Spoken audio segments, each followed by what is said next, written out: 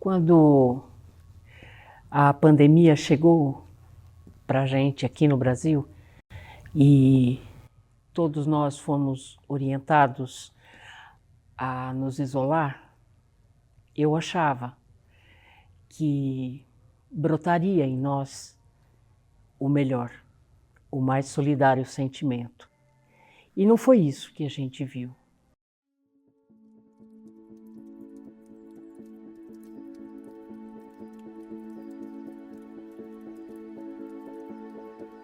A Organização Mundial da Saúde declarou nesta quarta-feira que o surto de Covid-19 já pode ser considerado como uma pandemia. Está sendo superdimensionado o poder destruidor desse vírus. Uma gripezinha ou resfriadinho. Lamento, quer que faça o quê? Tem que deixar de ser um país de maricas. Eu estou com Covid. Todos nós iremos morrer um dia. Não sou governo. O novo coronavírus, como ficou conhecido, já infectou mais de 110 mil pessoas em todo o mundo desde o final de dezembro. A OMS está avaliando o surto a todo tempo e estamos profundamente preocupados com os níveis alarmantes de propagação e pela inação alarmante. The assessment that COVID-19 can be characterized as a pandemic. A doença surgiu na cidade de Wuhan, na China, no final do ano passado, mas se espalhou pelo mundo. Itália, Irã e Coreia do Sul são especialmente afetados, mas todos os continentes, com exceção da... Diariamente serão divulgados 2 boletins de informações, às 10 horas e às 16 horas. Estão suspensos, a partir de 16 de março, todos os eventos públicos ou em parceria realizados pela Prefeitura de Tatuí.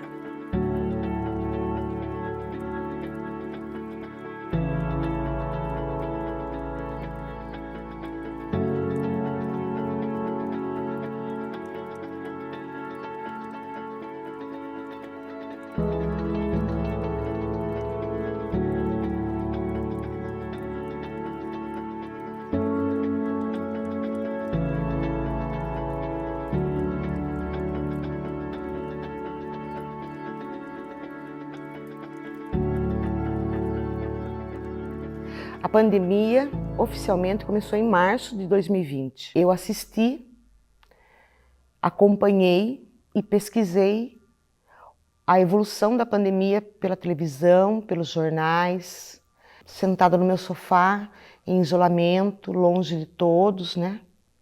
De toda a família, de todos os amigos, eu chorei junto com os familiares. No começo eu fiquei muito insegura, eu não sabia se realmente era tudo aquilo que estava falando, se aquele tanto de gente que estava sendo internada ou com suspeita era realmente a verdade. O meu companheiro, no começo, se recusava a usar máscara, falava que imagine, que não vai ser assim. Eu me sentia muito mal, muito desgastada, com raiva. Só sentimento ruim, era só sentimento ruim. E era vista, taxada até como a pessimista. Porque as pessoas falavam assim, mas aqui não vai ser assim. Eu falava, vai ser pior. Sabe? Vai ser pior, vai dar ruim. Eu sempre comentava com a minha mãe, olha, agora nós estamos tendo números, mas vai chegar nomes. E esse momento era o que a gente mais temia, a hora que viesse os nomes.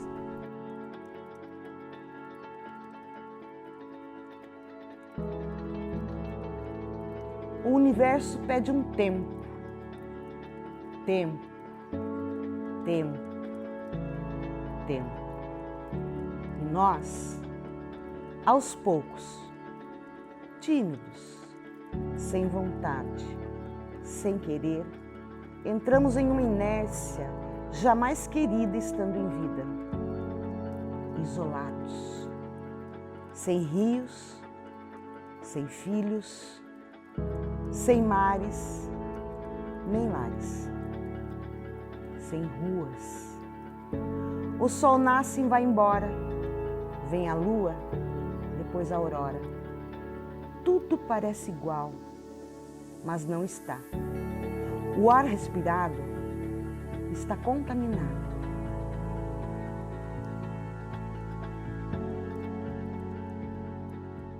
eu estava no Facebook e eu comecei a olhar os classificados e gente pedindo comida, E eu vi uma moça, ela falou assim, eu tenho 2 quilos de arroz e 2 quilos de feijão para doar. Quem quiser, me chame. Aí eu falei, essa mulher, ela está tirando da despensa dela para oferecer para outro ser humano. Eu preciso fazer alguma coisa, eu preciso mover pessoas, preciso fazer alguma coisa, porque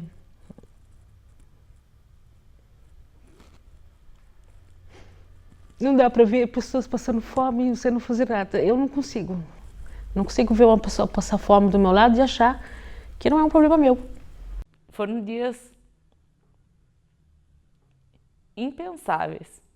Você trabalhava, você não almoçava, você não jantava, você não ia ao banheiro, você não bebia água. Me fizeram uma pergunta esses dias, qual foi o pior dia que eu vivi dentro da terapia intensiva, né, da UTI? Eu não sei dizer qual foi o pior dia. Eu sei que tivemos muitos piores dias, mas também tivemos dias felizes, que a gente via as pessoas se recuperando, saindo, passando no corredor que a gente chamava aquele corredor da vitória, onde todo mundo cantava e ia receber os familiares, você receber seu ente querido de volta. Mas foram dias de lutas. Ainda me pergunto qual é o pior dia, mas eu não tenho essa resposta. Sob tetos escondidos, uns acolhidos com amor, alguns perdidos na dor e no medo, e outros na solidão, sentindo o frio silêncio das ausências.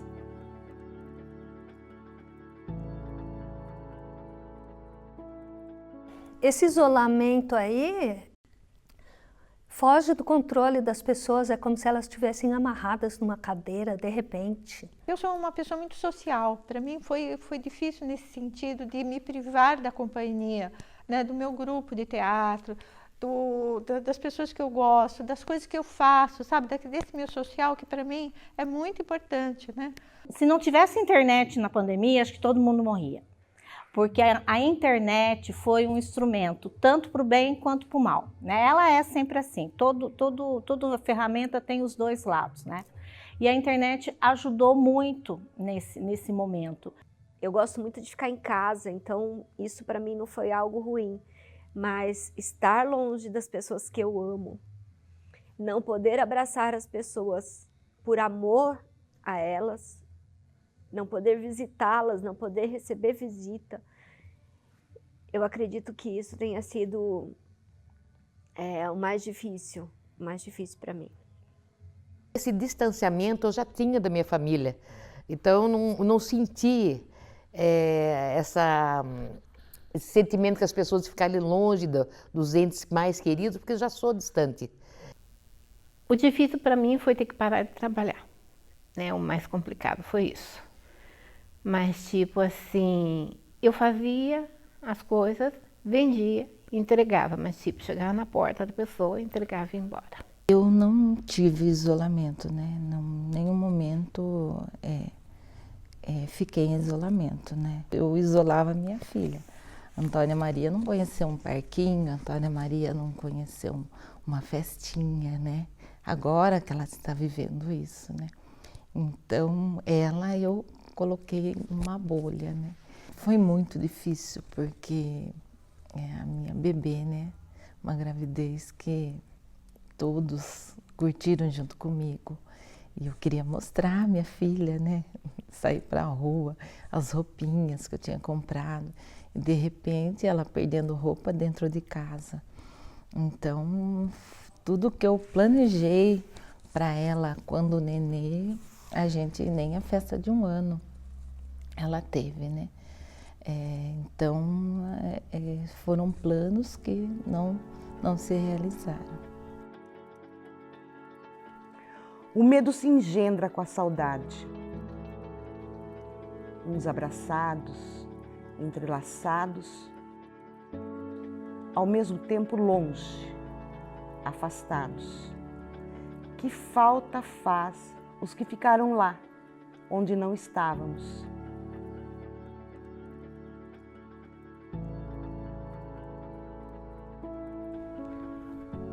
tive medo. Mas não por mim, eu tinha medo de voltar para casa. Porque eu tinha uma bebê, uma filha de 2, 3 aninhos na época. E eu tinha medo que ela pegasse, tinha medo que meu marido pegasse, tinha medo que minha mãe pegasse. Mas eu não tinha medo de eu pegar. Eu não tinha a minha vontade de ajudar, de estar frente à pandemia, lutando pela nossa cidade, por Tatuí, era muito maior que o meu medo de eu pegar a doença. E, na verdade, acho que eu não tinha medo de ter Covid, eu tinha medo de passar isso para alguém. E as pessoas não têm medo, e o medo protege, essa cautela é muito importante. Quando nós estávamos com Covid, eu e meu companheiro, nós ficamos isolados dentro de casa, separados da minha filha, e eu tinha medo de dormir, porque eu tinha medo de morrer, eu tinha medo que ele dormisse. Eu acordava e olhava para ele, colocava a mão nele assim, para ver se ele estava respirando. Foi horrível. Os sintomas foram leves. Talvez os sintomas físicos leves, mas o psicológico foi bem complicado. Eu absurdamente passei a pensar muito na morte. O fato de ter medo de perder alguém que a gente gosta é desesperador. E eu senti muito isso, e pensei muito nisso. Da morte física até a morte abstrata, a morte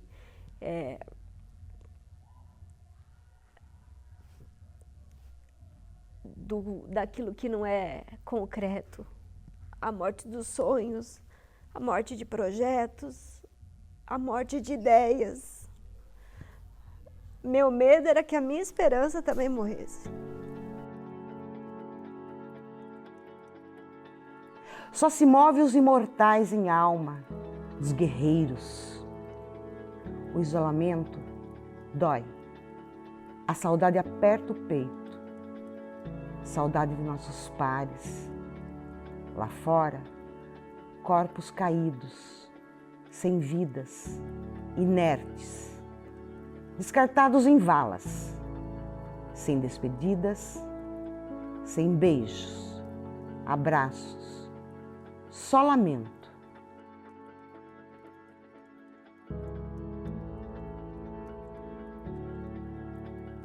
Hoje, antes de vir para cá, eu estava vendo quantos morreram hoje, né?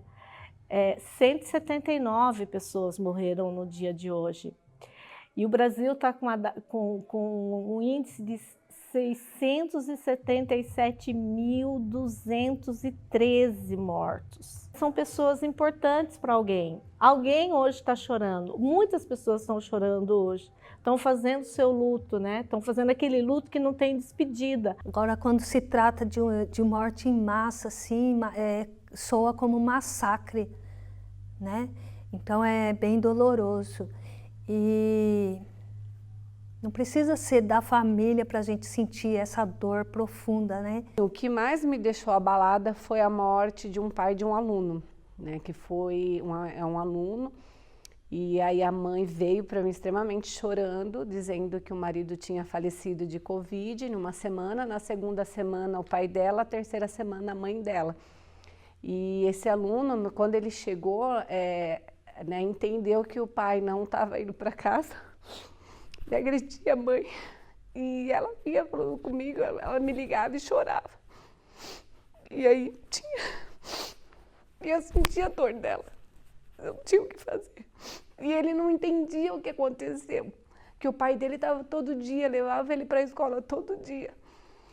E eu lembro que isso me machucou muito, porque, sabe, a gente quer consolar, quer abraçar, e com a pandemia isso perdeu, né? Você não pode chegar para a pessoa, né? Estamos aqui. E por ele também, né? Compreender, e a gente entende todo o contexto. Eu me emociono porque foi muito difícil para essa mãe. E ela falava: Dani, você é a pessoa que eu tenho para conversar.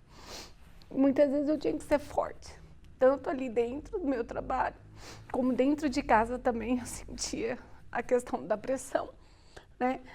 E a preocupação, as pessoas falavam, Dani, eu não acredito. Quando eu chegava em casa, gente, eu estou em isolamento. E a minha família entrava em desespero. Não, mais uma vez, eu não acredito. O que vai ser a partir de agora? Então, foi bem difícil. E está sendo bem difícil ainda, né? Fomos tratados como número nessa pandemia. Eu perdi uma amiga nessa pandemia. E no dia que ela faleceu, 23 de dezembro de 2020, ela foi uma entre 967 pessoas. Para mim, ela não era uma de 967 pessoas. Ela era a Thelma, ela era minha amiga, eu cresci com ela. A gente tinha sonho junto, a gente estudou junto. Então, não são números, não são X pessoas que passam fome, X pessoas que perderam emprego, são seres humanos. Então, enquanto a gente não aprender a olhar o outro como um ser humano, eu acho difícil. Coração apertado, doído, sentido, um vazio e dor. Nos pequenos encontros, só olhares, sem sorrisos. Os lábios estão vestidos, destilando medo, dor e ao mesmo tempo amor.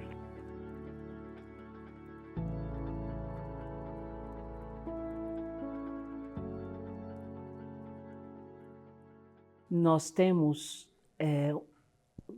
frente a nós uma doença pouco conhecida e com ela vem sequelas emocionais, muita gente deprimida, muita gente com crise de ansiedade, muitas tentativas de suicídio. Vem as sequelas físicas, que são inúmeras e cada dia se descobre mais uma. A minha sequela maior de tudo isso foi que agora eu me sinto muito mal fora de casa. Eu vinha de um período em que eu acordava, saía de casa e voltava à noite. Agora, quando eu saio de casa, eu não vejo a hora de voltar. Eu não vejo a hora de estar comigo mesma dentro da minha casa, naqueles recantos que eu descobri dentro do lugar onde eu vivo.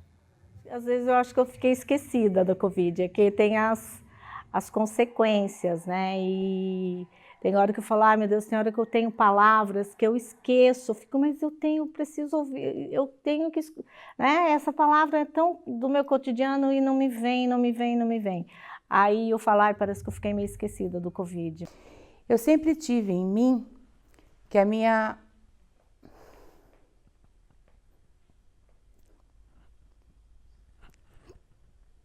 maior qualidade era conversar com as pessoas que pensavam diferente de mim. E com o surgimento da Covid, eu vi aquela característica minha que eu tanto gostava, que eu tanto me orgulhava de ter, eu não tenho mais. Porque eu, aos 48 anos de idade, me vi uma pessoa intolerante. Eu percebi, porque sempre estiveram lá, eles não surgiram, né, de uma hora para outra, eles sempre estiveram lá, eu que os percebi. Os negacionistas, os anti-vacina.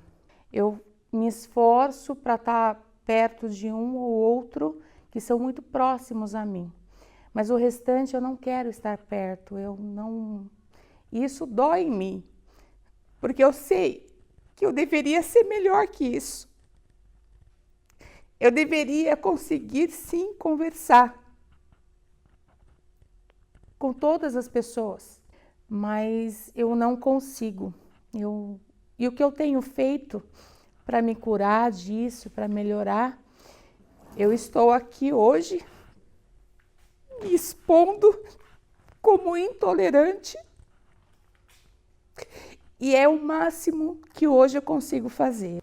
Em março de 2021, fui chamada para levar a minha sogra até o gripário para fazer um exame que estava com dificuldade para respirar. Foi diagnosticada como Covid e ela ficou internada. Ela foi entubada, ficou 2 meses na UTI e após 4 meses ela teve alta. E hoje ela vive comigo, levei para morar na minha casa.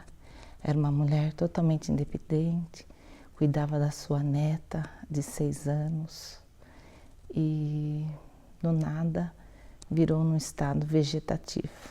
Então a Covid mudou a nossa vida. Hoje a gente tem cuidadoras na minha casa, a nossa rotina mudou. Eu acho que teriam que ser criadas políticas para as famílias, para os sequelados, parte psicológica. Eu vejo meu esposo ter uma mãe nesse estado, uma mãe toda independente. A psicóloga dele acaba sendo eu. O que mais me dói hoje é saber que os dados, as estatísticas, são apenas para as pessoas que faleceram, que é um número enorme, né? Mas e as pessoas que ficaram no estado da minha sogra, né? Quem que tem esses dados? Será que alguém se preocupa? Carinho, aconchego, vontade. Vontade de abraçar, beijar, deitar no colo, no solo, tocar. Vontade do cheiro, do olhar, do estar, do amar.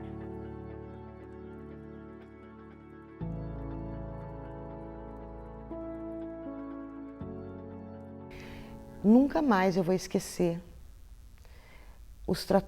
a cena dos tratores fazendo as covas. Nunca mais. Eu vira e mexe, vem na minha mente, volta um flash. E os familiares sofrendo, e os familiares chorando, a correria para conseguir um leito no hospital. A gente foi reinventando, né? Reaprendendo a como trabalhar as saudades. Porque era isso que eu escutava muitas vezes dentro da UTI, a saudade. Tinha paciente que chamava a gente e pedia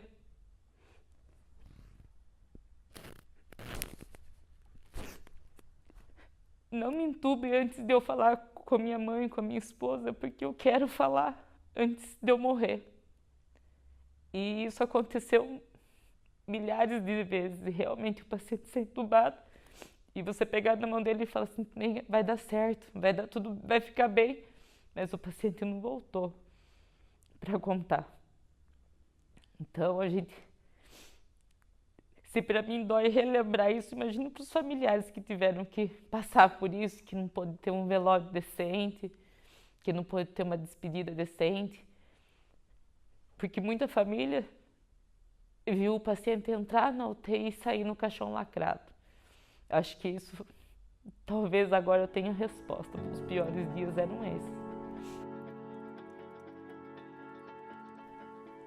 Que bom seria poder matar todas as saudades e não morrer por isso.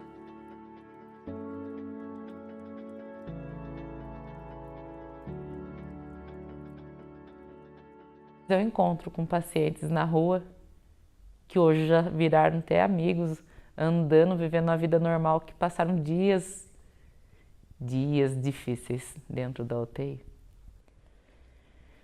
Mas poder ver minha filha agora crescendo bem, e ela entendeu.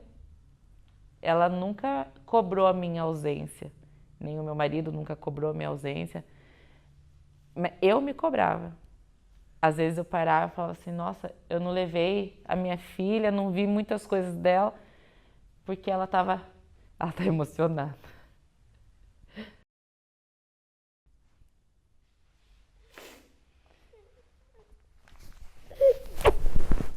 E ela tá aqui. Ela é linda.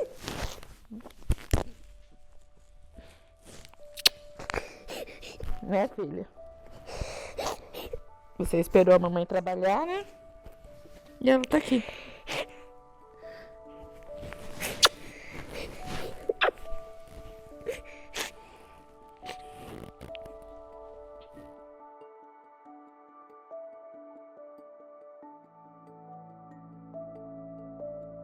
A dimensão dessa pandemia, desse vírus, a gente ainda não tem. Eu fico pensando, né, nesse ciclo que a gente está vivendo, o que essa pandemia está deixando para nós.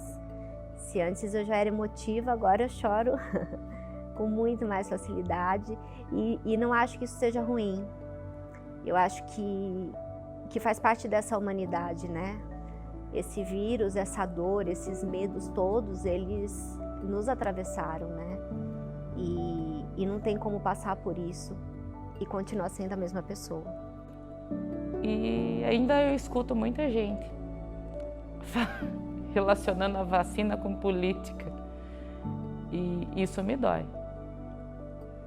Porque quando a gente está dentro do hospital, o que menos importa pra gente é quem é o presidente, quem é o vereador, quem é o governador, porque lá a gente todos somos seres humanos, lutando por um único bem, que é a vida. Para mim, abraço é algo assim, a mesma coisa que tomar café. Eu não vivo sem tomar café e eu não vivo sem abraçar as pessoas, eu adoro abraçar. E antes de sair, quantas vezes eu volto? Hoje mesmo, saindo, eu não tinha abraçado as pessoas, eu voltei lá da porta e falei assim, quem garante que eu vou voltar amanhã nesse espaço aqui? Quem garante que hoje não é o meu último dia de trabalho? Então eu vou voltar lá. Aí voltei, daí eu abracei a Elaine, abracei as pessoas, eu falei assim, olha, para mim isso é muito importante, a gente pensar que o afeto, o vírus não pode acabar com o nosso afeto. Proteja seus pensamentos para que você possa falar coisas boas, proteja seu espírito, sua alma, reze, não sei que forma que você tem, para que tenha palavras de incentivo, de ânimo, para uma pessoa que não está tendo isso, para uma pessoa que perdeu uma pessoa querida. Eu já perdi uma pessoa muito querida na minha vida. Já perdi a minha filha com 8 anos de idade. E eu sei o que é essa dor. E eu sei que tanta gente está sentindo isso agora. Eu sinto muito, muitíssimo mesmo. Mas a vida tem que seguir, né? E vai seguir o melhor possível que a gente consiga fazer dentro dos nossos limites. E eu fico tentando fazer tudo que eu não fiz, sabe? Nesses 60 anos, mas não de diversões, não de, sabe, de coisas que possam me alegrar, de viajar, não, mas de resgatar as pessoas, as amizades queridas que porventura, às vezes, você perde por uma bobagem, né? É uma chance que essa Covid está nos dando, né? Nos tornar pessoas mais amáveis, mais humanas, mais solidárias, né? E isso a gente vai precisar muito fazer, né? Se já estava precisando agora, então, né? Isso é uma condição sine qua non. O amor precisa sobreviver a tudo isso.